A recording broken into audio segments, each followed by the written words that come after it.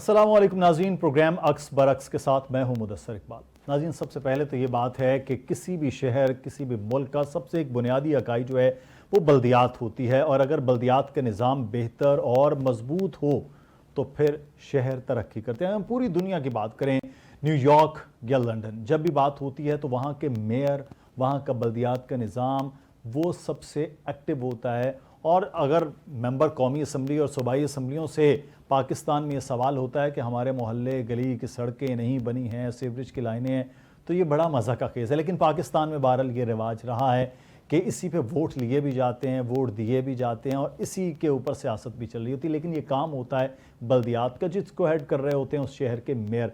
तो आज इसी सिलसिले की एक कड़ी हमारे साथ इस वक्त सिंध का एक तीसरा बड़ा शहर और पाकिस्तान का 14वां बड़ा शहर सक्खर, उसके साबिक मेयर मौजूद हैं। और साबिक मेयर के साथ साथ जो मौजूदा सेटअप अब आ रहा है उसके लिए पाकिस्तान पीपल्स पार्टी ने उन्हें अब नामजद किया है अपना उम्मीदवार सिंध में सक्खर के मेयरशिप के लिए।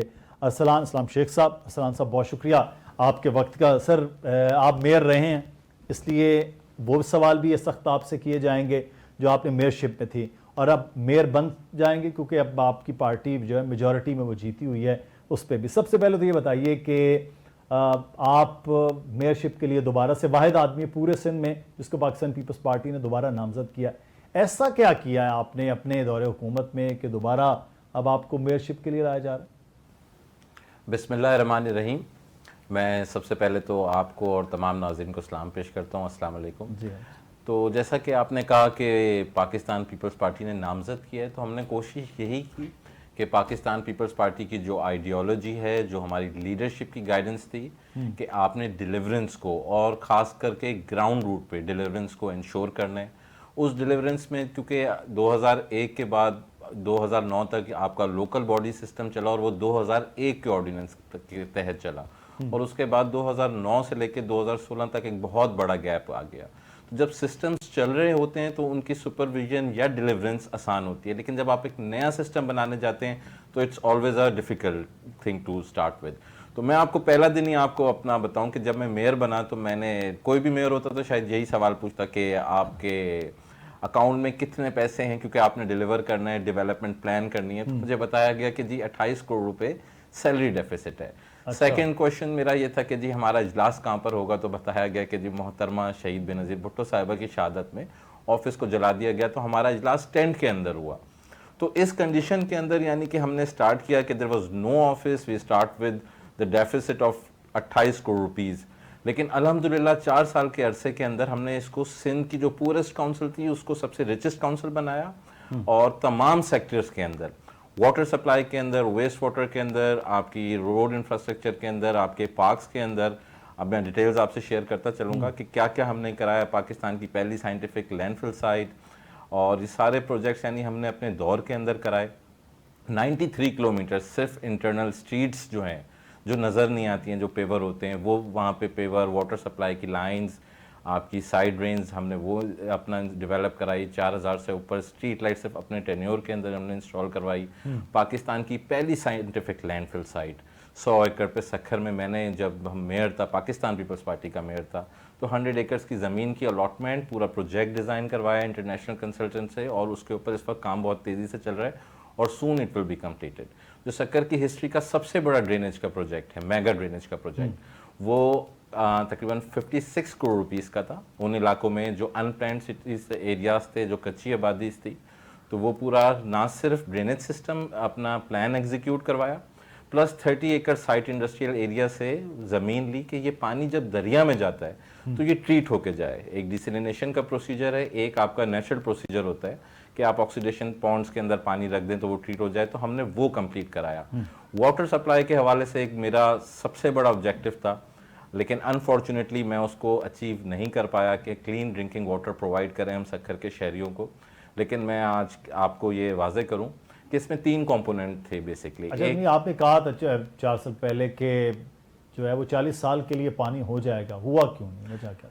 उसके मेन फैक्टर्स हुए। एक ये कि जब हमने ओथ लिया तो एक ऑर्गेनाइजेशन थी NSUSC, जिसको नसासे कहते हैं, एशियन डेवलपमेंट बैंक की फंडिंग से उसको तकरीबन पाकिस्तानी जो बनते थे वो अराउंड 40 बिलियन रुपीस थे, उसको मैंडेट दिया था कि 7 सिटीज़ का आपने वाटर सप्लाई, वेस्ट वाटर और सॉलिड वेस्ट के इश्यूज़ को रिजॉल्व करना है। तो इनिशियली वो मैंडेट जो मेयर सखर थे उसके सिर्फ मेंबर ज़रूर थे, लेकिन वो नसासिक के पास था।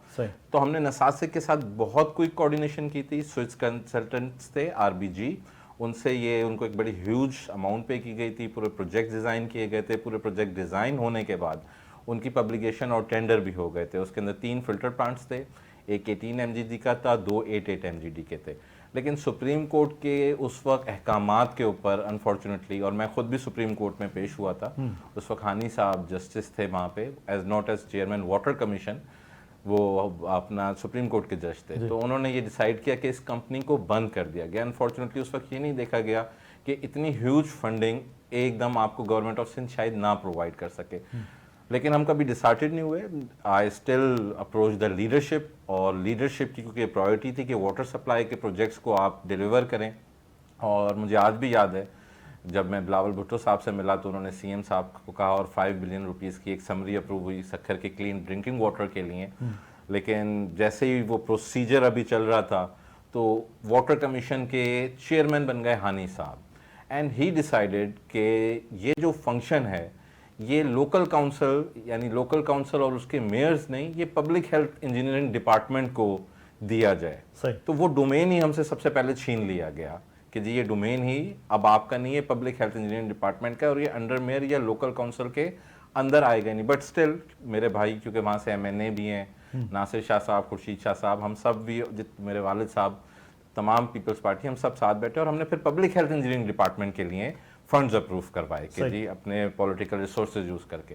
लेकिन अनफॉर्चुनेटली फिर कोविड आ गया बदकिस्मती से, और जब कोविड आया तो जितनी मेगा स्कीम्स थी वो क्लोज हो गई और हमारा टेन्योर ख़त्म हो गया। लेकिन मैं एक यहाँ पे इंपॉर्टेंट पॉइंट आपके ज़रूर ऐड करता चलूँ कि क्लीन ड्रिंकिंग वाटर को सिर्फ पानी कहना इसमें शायद थोड़ा सा वो होगा कि साफ़ पानी, इसमें जो आपको जब पानी पहुँचाना है, बेशक वो पानी पीने के काबिल नहीं है, तो वो भी एक बहुत डिफ़िकल्ट टास्क है। ये ऐसा नहीं है कि आप कोई बटन दबाएंगे पानी आ जाएगा। लेकिन हमने अपने दौर के अंदर, क्योंकि जब ये डिसीजन आया था उसमें 1 साल का गैप था, तो सबसे पहला जो फैक्टर था क्लीन ड्रिंकिंग वाटर में वो क्वांटिटी का था। तो 11 MGD से 30 MGD क्वांटिटी वाटर इनटेक की इन्हांस की गई। बखर आइलैंड पे एक मेगा प्रोजेक्ट लगाया गया। सेकंड जो इसका कंपोनेंट था वो डिस्ट्रीब्यूशन से रिलेटेड था, क्योंकि 70 साल पुरानी लाइनें थी, वो आप जब गल जाती हैं तो उनमें पानी कॉन्टेमिनेट होता है, यानी अल्लाह माफ़ करे आप आबे ज़मज़म भी डालें तो अल्टीमेट यूज़र तक जब वो पहुंचेगा तो वो कॉन्टेमिनेटेड पहुंचेगा। तो हमने वो 70% डिस्ट्रीब्यूशन लाइन्स जो हैं वो रिप्लेस की, नई डाली कि एटलीस्ट कॉन्टेमिनेशन ना हो। और जो एरियाज ऐसे थे, यानी 93 किलोमीटर की इंटरनल स्ट्रीट्स में नई डिस्ट्रीब्यूशन वाटर सप्लाई लाइन्स डाली गई ताकि कॉन्टेमिनेशन ना हो। हमारे 2 ये का कंपोनेंट कंप्लीट हुए, और जब मुझे माउन खसूसी बनाया गया वज़ीर आला साहब का पाकिस्तान पीपल्स पार्टी की लीडरशिप ने, तो मैंने सबसे पहले उस वक्त भी यही स्टेप जो है इसको टेकअप किया। और इसके अंदर में हमने 2 मेजर्स अडॉप्ट किए, एक शॉर्ट टर्म, एक लॉन्ग टर्म। शॉर्ट टर्म के अंदर हमने जो सखर के अंदर पुराने फिल्टर प्लांट्स ख़राब थे या जिन एरियाज़ में फिल्टर प्लांट्स नहीं थे, तो मुझे आज भी याद है कि बहुत शॉर्ट पीरियड में विद इन 90 डेज़ 58 प्लांट्स को फंक्शनल किया गया। और मैं खुद गया एक फिल्टर प्लांट का, उसका हमने इनॉग्रेशन भी किया कि जब तक लॉन्ग टर्म सोल्यूशन ना आए। और लॉन्ग टर्म के लिए, क्योंकि एज अ मेयर मैं एक्सपीरियंस भी कर चुका था कि अनफॉर्चुनेटली गवर्नमेंट सेक्टर्स में ये एक बंदे को सच बोलना चाहिए, ये एक हकीकत है कि आप मेगा प्रोजेक्ट्स बना तो लेते हैं लेकिन उनकी ऑपरेशन, मेंटेनेंस और सस्टेनेबिलिटी एक बहुत बड़ा क्वेश्चन मार्क रह जाता है। तो public private partnership unit was the only solution, और CM साहब के पास ये सोल्यूशन में लेके गया, वो डायरेक्टिव अप्रूव हुए। IFC जो इंटर फाइनेंस कमीशन का कंसल्टेंट्स हैं, PPP वालों के साथ एक बड़ी डिटेल मीटिंग हुई कि इसको अब हमने PPP मोड में लेके जाना है, और लेके गए भी हैं। उस पर बड़ा तेज़ी से काम चल रहा है। इस पे हम PPP पे पूछते हैं। PPP का मतलब नाज़रीन पब्लिक प्राइवेट पार्टनरशिप की बात हो रही है इस पे। लेकिन एक चीज़ जो आप बातें बता रहे हैं असरान साहब, ऐसे तो लग रहा है कि शायद सखर को आपने को पैरस वैरस बना दिया है, तो ये तो आप सारे काम कर चुके हैं, फिर अब क्या, अब मेयर बन रहे हैं आप, तो अब क्या करना है फिर आपने? देखिए, एक तो सबसे पहले जो ये हमारा पानी का मेरा ख्वाब है कि सखर शहर को साफ़ पानी प्रोवाइड की जाए, कि ये हम प्रोवाइड करें। अल्हम्दुलिल्लाह 9 पार्क्स आप देखें, आपको बाकी शहरों से आप कंपेयर करेंगे तो आपको ऐसे साफ पार्क्स, ऐसे नए डेवलप्ड पार्क्स सक्कर में नहीं मिलेंगे। रिमेनिंग पार्क्स रह गए हैं। प्लस जिस तरह मैंने आपको बताया कि मेगा जो हमारा जो ड्रेनेज सिस्टम का प्रोजेक्ट था वो हमने एग्जीक्यूट कराया, लेकिन उस वक्त गवर्नमेंट ऑफ सिंध के पास फंड्स रिस्ट्रेंड थे। उसका फेज़ 1 कंप्लीट हो गया था। फेज़ 2 जब मैं स्पेशल असिस्टेंट बना टू चीफ मिनिस्टर सिंध, अल्हम्दुलिल्लाह वो सीएम साहब ने अप्रूव किया, 2.3 बिलियन की लागत से वो अप्रूव हो गया। और गवर्नमेंट सेक्टर में प्रोसीजर्स होते हैं, मल्टीपल कमेटीज़ होती हैं, मीटिंग्स होती हैं, सारे प्रोसीजर से वो थ्रू हो चुका है। और इंशाल्लाह अल्लाह ताला ने चाहे तो आप देखेंगे कि कुछ ही दिनों में, मैं हफ्ते या महीने नहीं कह रहा, कि उसकी टेंडरिंग प्रोसेस, उसके कंसल्टेंट्स हायर होंगे और जो रिमेनिंग एरियाज़ हैं उसके ऊपर काम शुरू हो जाएगा। और इसमें सबसे इंपॉर्टेंट फैक्टर ये है कि अक्सर कुछ नेगेटिव चीज़ें या सिर्फ नेगेटिव चीज़ें हमारे सामने दिखाई जाती हैं कि जी यहाँ पे ड्रेनेज का निज़ाम नहीं है। तो इसको करते हुए हमें एक चीज़ हमेशा ये देखनी चाहिए कि पाकिस्तान किस किस्म की स्टेट है। पाकिस्तान एक डेवलप्ड स्टेट नहीं है, और मैं कहता हूँ शायद ये डेवलपिंग स्टेट भी नहीं है। हम एक अंडर डेवलप्ड कंट्रीज़ में आते हैं, लिमिटेड हमारे पास फाइनेंशियल रिसोर्सेज हैं, और इस मुल्क के असल मालिक इस मुल्क की आवाम है, कोई दूसरा नहीं, सिर्फ आवाम इसकी मालिक है। अगर इस मुल्क में गुर्बत इतनी है कि कुछ गरीब लोग, कुछ हमारी माएँ, कुछ बहनें कहीं पे झोपड़ी लगा के अपना घर बना लेती हैं, तो मैं समझता हूँ कि ये आईनी तौर पे भी, आप इवन कॉन्स्टिट्यूशन में देखें तो this is the responsibility of the state कि जी आपने हर आदमी को सेहत, सहूलियात, एजुकेशन और शेल्टर प्रोवाइड करना है। और पाकिस्तान पीपल्स पार्टी का तो ये हमेशा रहा रोटी, कपड़ा और मकान। तो हम ये नहीं प्रिफर करते, पाकिस्तान पीपल्स पार्टी इस चीज़ पे यकीन नहीं करती कि गरीब आवाम को इंक्रोचमेंट के नाम से उनको वहाँ से आप ट्रैक्टर चला के या आप मशीनरी चला के हटाया जाए, बल्कि ये वही इलाके होते हैं जो कि पब्लिक की सेटलमेंट के लिए अभी तक उनकी प्लानिंग या डेवलपमेंट एग्जीक्यूशन कंप्लीट नहीं होती, लेकिन लोग आके बैठ जाते हैं गुर्बत की वजह से। फिर जब आप उन इलाकों के अंदर डेवलपमेंट स्टार्ट करते हैं, बेसिक सर्विसेज की, वाटर सप्लाई की, वेस्ट वाटर की, definitely it will take place. It will take place to hire the consultant, आप उसकी डिज़ाइनिंग कराएंगे, एग्जीक्यूशन कराएंगे, फंडिंग अप्रूव कराएंगे, लिमिटेड रिसोर्सेज हैं। तो ये उस पीरियड के अंदर, ये जो आजकल सोशल मीडियाज़ पे दिखाते हैं कि जी ये वो वीडियोज़ हैं, तो that is basically encroach areas. और हमारी ख्वाहिश है, बल्कि मेरा जो अल्लाह ने चाहा और पाकिस्तान पीपल्स पार्टी का भरोसा रहा, पास सक्खर के लोगों का, आवाम का भरोसा रहा, तो मेरा जो प्रायोरिटीज़ हैं, जिस तरह पानी है, सेकंड प्रायोरिटी यही है कि जितने लोग बैठे हैं इनको हम कच्ची आबादी के उस पर रेगुलराइज करें, इनको मालकाना हकूक दें। गवर्नमेंट ऑफ सिंध के साथ कोऑर्डिनेट करके रिहैबिलिटेशन पॉलिसीज लेके आए, जो लोग बेशक 10 साल से नहीं बैठे या 5 साल से नहीं बैठे, उनको भी लेकिन मालकाना क्या हकूक क्या दिए जाएं। सक्खर शहर पे इतने रिसोर्सेज, इतनी चीज़ें हैं जो आप बाकी भी रेगुलराइज कर रहे हैं उन चीज़ों को? मैं तो आपके शहर में देखा कुछ अब हाई राइज भी वहाँ बन रही हैं, आपके पास वहाँ जो है वो रेस्क्यू का खुदा न खास्ता कोई ऐसा मामला होता है कि आपके पास इतनी चीज़ें हैं मौजूद कि हाई राइज से लेकर तो इंक्रोचमेंट के जो एरियाज़ हैं उनको आप रेगुलराइज करने की बातें कर रहे हैं सर? देखिए, रेस्क्यू के लिए अभी 115 गवर्नमेंट ऑफ सिंध ने आपके सामने बड़ी इनाग्रेशन भी की, बल्कि हर आपके डिविजनल हेडक्वार्टर में 5-5, 6-6 गाड़ियाँ हैं, एम्बुलेंसेस भी हैं। प्लस मैं ये कहूँगा कि अगर आप कहते हैं कि जी international standard, no, not international standard, normal standards पे बिल्कुल मौजूद हैं। और जिस तरह हाई राइज के लिए स्नॉर्कल है, स्नॉर्कल की डिमांड मैंने अपने दौर में जब मैं मेयर था पेश की थी। वो स्नॉर्कल्स जर्मनी से इंपोर्ट आके कराची के पोर्ट पे खड़ी हुई हैं, लेकिन ये डॉलर इन्फ्लेशन की वजह से वो आज तक रिलीज़ नहीं हो पाई, और एक्सपेक्टेड है कि वो विद इन डेज, अल्लाह ने चाहा तो वो भी, मतलब आपकी मेयरशिप के दौरान आ जाएंगे स्नॉर्कल भी? कराची पोर्ट पे खड़ी हुई हैं जो स्नॉर्कल सक्खर के लिए आई नहीं, थी। सक्खर तक पहुंच जाएंगी बिल्कुल, मतलब आपकी इंशाल्लाह। मेयरशिप पे। अच्छा, एक चीज़ है, आपने बड़ा एक इनिशिएटिव था, मतलब मैं खुद इस पे बड़ी कैंपेन करते रहे हैं कि पाकिस्तान पूरे को सरसब्ज करना। आपने एक पौधे लगाने का काम किया था मेयरशिप में, वो पौधे तो आपने बड़े लगाए, बड़े ज़बरदस्त, स्कूलों के बच्चों को सबको उसमें इन्वॉल्व किया।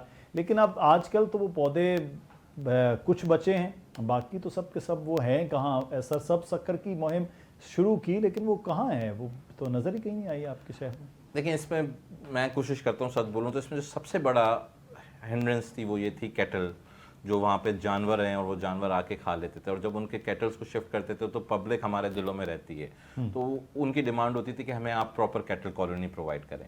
तो during my tenure of mayorship हमने 80 एकड़ की ज़मीन, उस 80 एकड़ की ज़मीन पे 20 करोड़ रुपए का एक प्रोजेक्ट लेके आए, जो अल्हम्दुलिल्लाह 90% कंप्लीट है, क्योंकि गवर्नमेंट सेक्टर में नॉर्मली प्रोजेक्ट 2 से 3 साल में कंप्लीट होते हैं, एलोकेशंस प्रोसीजर्स में आती हैं।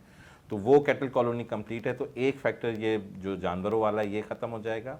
सेकेंडली पौधे लगाए, मुझे अपने शहर से बहुत मोहब्बत है और बहुत दिल से लगाए। और जो बच्चों को और कम्युनिटी को इन्वॉल्व किया था वो इसीलिए किया था कि जब तक सब मिलके सोसाइटी एज अ होल चीज़ों को नहीं लेके चलेगी, गवर्नमेंट सेक्टर इंडिविजुअली चीज़ें नहीं कर सकता। बेसिकली गवर्नमेंट जो है वो पब्लिक रिप्रेजेंटेशन कर रहा होता है और मिलके इसकी देखभाली, सफाई, ख्याल, काफ़ी शहर है, मैं नाम नहीं लेना चाह रहा, जहाँ पे लोग खुद ग्रीनरी भी करते हैं और उसको मेंटेन भी करते हैं। तो हम ग्रीनरी कर रहे हैं, मेंटेन कर रहे हैं, उसमें पब्लिक सपोर्ट चाहिए और काफ़ी जगहों पे पब्लिक सेक्टर ने हमें सपोर्ट भी किया।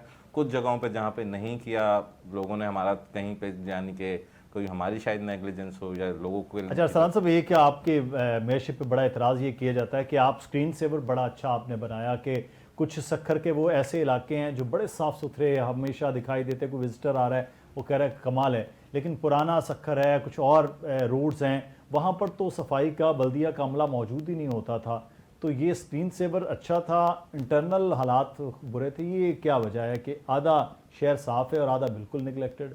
नहीं, देखिए ये बिल्कुल एक गलत परसेप्शन है, टोटली रॉन्ग परसेप्शन है। उसके अंदर मैं आपको एक मिसाल दूंगा, जिस तरह ये टाउन म्यूनसिपल कॉर्पोरेशंस बनी है with in the umbrella of corporation. जब मैं मेयर था तो उसी वक्त हमने शहर को जोन्स में डिवाइड कर दिया था और तमाम जितनी भी ह्यूमन रिसोर्स थी या मशीनरी थी इक्वल डिस्ट्रीब्यूशन की थी। और जो यूनियन कमेटीज़ के चेयरमैन थे हमने उनका जोन्स का चेयरमैन बनाया था कि इनको आप इक्वली डिस्ट्रीब्यूट करें। लेकिन नॉर्मली होता ये है कि जब कोई रोड बना हुआ नहीं होता या किसी रोड पे काम कर रहा होता है, जिस तरह आपने पुराने सक्खर, गडानी पाठक, नुमाइश की इस एरिया का बात की, तो एक मेगा डेवलपमेंट प्रोजेक्ट यानी कि उस प्रोजेक्ट को लोग स्टार्ट करते हुए डर रहे थे, लेकिन हमने अल्हम्दुलिल्लाह उसको कंप्लीट किया।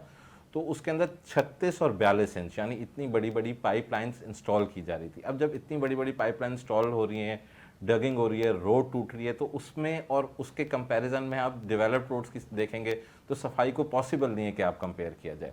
तो इसका ये फैक्टर है कि वो एरिया जहाँ पे ड्रेनेज सिस्टम नहीं थे उसकी एग्जीक्यूशन चल रही थी, इसलिए वो कंपेयर किया जाता था कि जी ये एरिया तो बिल्कुल ठीक है, ये नहीं है। लेकिन आज वहाँ के लोग हमें दुआएं देते हैं कि वाटर सप्लाई लाइन चेंज हो गई, ड्रेनेज सिस्टम ठीक हो गया, वहाँ के रोड्स कंप्लीट हो गए, स्ट्रीट लाइट्स लग गई, कुछ पार्ट्स रहते हैं वो भी इंशाल्लाह अंडर। तो ये भी आपके अमले पर बड़ा एतराज़ होता है कि तजावज़ात सक्खर में बहुत ज़्यादा हैं, एक बड़ा रशी शहर हो रहा है, तो तजावज़ात में जब आते हैं और आकर वो भत्ता वत्ता लेकर तो वो चीज़ें साइड पे हो जाती हैं या फिर सियासी मसलहत के तहत उस तरह तजावज़ात के ख़िलाफ़ नहीं ऑपरेशन हो पाता। क्या अब तजावज़ात के हवाले से कोई प्लान है कि इसको हटाया जाए जो नाजायज़ तौर पर आगे आ रहे हैं? तजावाज़ात के ऊपर दो चीज़ें हैं, एक है जो आपकी लैंड ग्रैबर्स की माफिया है, मैं उनके बहुत सख्त खिलाफ हूँ। बकल के सक्खर म्यूनसिपल कॉर्पोरेशन की हमने एक पूरी फोर्स बनाई थी, अनफॉर्चुनेटली टेन्योर्स ख़त्म आ जाते हैं, 2-2 साल के गैप्स आ जाते हैं, तो पॉलिसी के इम्प्लीमेंटेशन में ब्रेक आ जाते हैं। तो उन लैंड ग्रैबर्स के ऊपर मैंने जब माउन खसूसी था उसमें भी रिटर्न मिनट्स में कि इनके ऊपर आप सख्त कार्रवाई करें जो खाली जगह देखते हैं, प्लॉटिंग करते हैं, गरीबों को बेचते हैं। लेकिन एक तजावाज़ात ऐसी है जिसमें सियासी तौर पे सियासतदान थोड़ा सा मजबूर होता है।